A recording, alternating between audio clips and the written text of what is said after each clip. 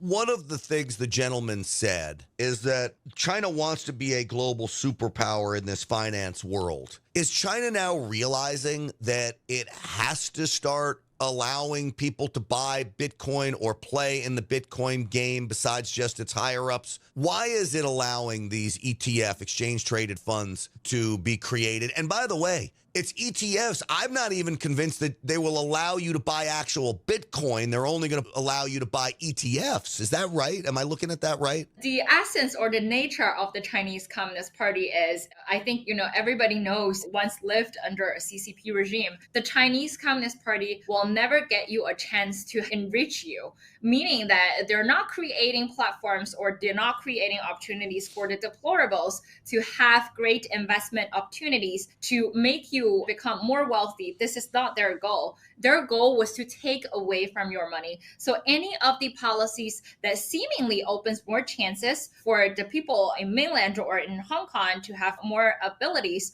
to get access to Bitcoins or ETFs, they're seemingly to open you other channels that you can put away your money into other sources or other funds. But on the other hand, it is very easy for the Chinese Communist Party to trace your investments flows because you're making those investments on their channels via their platforms. It's very easy for Chinese Communist Party to trace back on who has been moving money from China to overseas, from RMB to other cryptocurrencies. It gives the Chinese Communist Party a perfect excuse and a perfect reason of seizing someone's investments or seizing someone's assets in China. Do you think these will be set up for everyday Chinese folks, or is this going to be set up for members of the CCP that maybe didn't have access to some of the other things that the people you spoke about did? I think all of these risks that we just mentioned applies to every single Chinese people, regardless if they are Chinese Communist Party members. The only problem here today is that all of those financial institutions and the financial structures that the Chinese Communist Party rely on